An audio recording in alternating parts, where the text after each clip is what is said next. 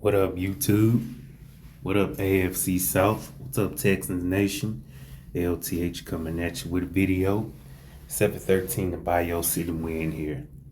So now that week 3 has vanished, can officially put that behind and focus on week 4 with the Jaguars coming to town tomorrow. You know, and I do have an understanding that 3 players have been ruled out, and Tank Dell, Damian Pierce, and Jimmy Ward. You know, yeah, I wasn't surprised that Dell, Pierce, and Ward wasn't playing, and because Jimmy Ward has a hard time staying healthy. Never go a full game without missing a game. The same Jimmy Ward that the Texans extended before the season began. But let's get into it. And I get it, the Jags are 0-3, but it's no excuse for the Houston Texans to take the Jags lightly. Especially since it's an AFC South matchup, and I wouldn't be surprised if these two teams play each other tough, no matter how bad the team is, should never take a team lightly. You know, because even though I remember when the Texans were sucking ass for the last 3 years, they were still finding ways to beat Jacksonville. Even though Jacksonville had the better roster, Houston still found ways to beat them. But let's talk about it. And yeah, the offensive line got to be a lot better and a lot disciplined, both offensively and defensively disciplined. Because week 3 was pretty ugly. It was ugly from start to finish. So how can Houston bounce back in this one to move to 3-1 in 24? Simple. Start moving the ball more effectively and sustaining drives. Because, like I said prior to week 3, can't rely on Fairbairn every game. Knowing field goals won't win you every game. So, got to be able to sustain drives by scoring touchdowns. And, of course, taking better care of the football. Because, yeah, it's unfortunate that Stroud threw 2 picks. So, offense got to play mistake-free football in order to win the game. Hell, let alone have a legitimate chance of winning. Play mistake-free football. And yes, Cam Akers going to have to step it up once again. And I hope John Mechie can play this game too, because for some odd reason, he's still yet to play. Like, I don't know what the hell going on. But Houston does got to, get off to a much better start. And, of course, the offensive line got to be more efficient and, cutting down on those silly penalties, because got away with it against the Bears. Sure as hell wasn't going to get away with it against the Vikings. And, man, that proved it. So, got to cut down on those silly penalties, pre-snap penalties, because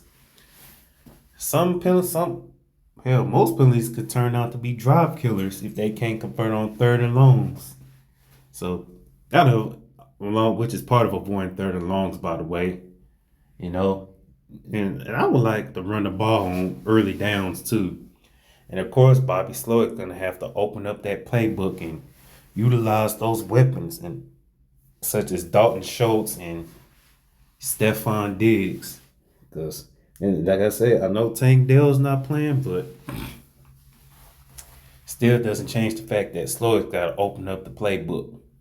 And yeah, thank goodness Nico is playing now, because, man,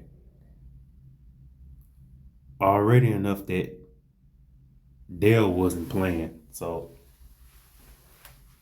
on defense, yeah, Trevor shredded the Texans secondary last time the Jags came in at NRG Stadium.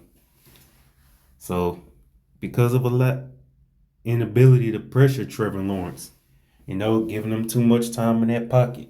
And yeah, he almost had over 400 yards passing against that Texan secondary.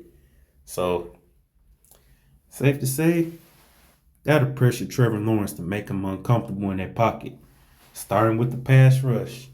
You know, of course D line gotta do their thing, stopping the run. You know, that's what been their strength so far. Their biggest strength. So stop, slow down Travis Etienne for sure. And make Trevor Lawrence beat you playing football with his arm. Because make him so uncomfortable, it'll be difficult for him to find an open man. And I know Jacksonville misses some of their players too, but doesn't mean, doesn't mean take the Jags offense lightly. Because I don't even want to think about what happens when they take them lightly. So, got to take that Jags offense seriously, especially Trevor Lawrence for sure. Because, like I mentioned, he did have almost 400 yards passing against the Texans last time he was at NRG Stadium, in that Battle Red game, in which, a missed opportunity for Houston to own the tiebreaker in the division. But yeah, I understand that's so last year, but this is week 4 of 2024. So, got to pressure Trevor Lawrence, create some turnovers, whether it's a fumble in or interception. Hey, you know, just to give the offense a chance to put some points on the board off turnovers, which would help in a big way. And of course, gotta force them to quick 3-and-outs because the last thing they need is to being on the field for too long because then get gassed. You know, Jags offense get Jags offense catch a spark and boom, they in some trouble. So it's just the offense got to be better though and more efficient because yeah, way too stacked of a team to be 26th in the league in total offense. I mean, I get it. It's early in the year, and yeah, you know, it's not gonna gel right away. It's gonna take some time, but if they can find the right spark, this team can be, pretty tough to beat. But first things first, gotta clean up those silly penalties and play more smart, which is part of complementary football. Houston Texans football at that. So, coach is gonna be everything. Coaching IQ, gotta outsmart the others before they eventually outsmart the Texans. So, cause stupid mistakes is gonna hunt them. Going any given game, not just week 4, but any given game. Boneheaded penalties, mistakes, mental mistakes. I mean, any kind of mistake. Especially like with the opportunity to blow the game away. But boneheaded penalties what helps teams stay in games. But take week 2 for example, when Houston had a chance to blow it open. Too many penalties were committed. Including the Cam Akers fumble. Despite a missed face mask, but I'm just throwing that out there. So, yeah, man, the Texans, I mean, they just got to bounce back and handle business at NRG Stadium.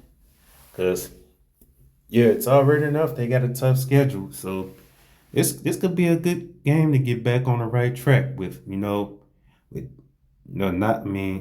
not trying to be playing too far ahead, but yeah, Josh Allen is coming to town next week, and the same Josh Allen that almost dropped a 50 burger on the Jags on Monday Night Football. And that could be the Texans, But not to mention, I'm just focusing on week 4 right now. So,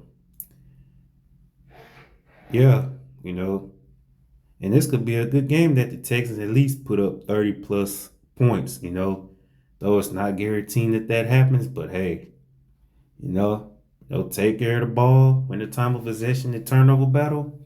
You know, don't let Trevor Lawrence shred the defense again. Limit the hell out of Trevor Lawrence. Because last thing they do need is to let him get hot. And the Jags got the talent, but I don't know. I just don't understand what the hell going on with them. But same time, Houston gotta bounce back because they lose this game to the Jags. Trust and believe it's gonna be some serious questions going forward about this Texans team. But hey, let's see what happens. Let's see what actually happens. And yeah, like I said, Stroud got to make better decisions with the rock. I mean, as smart as he is, there are plays that he makes boneheaded decisions. Every good QB, even elite quarterbacks, make boneheaded decisions from time to time. But it's about battling through them. Like you battle tested. But hey, that's about all I got for this video. Gotta give my shout outs though to Jaguar Man, Jagging Off, and of course UCF Jaguar.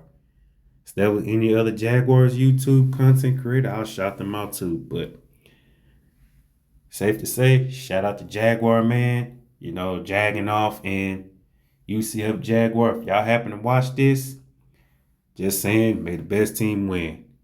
But that's all there. That's all I got in this video.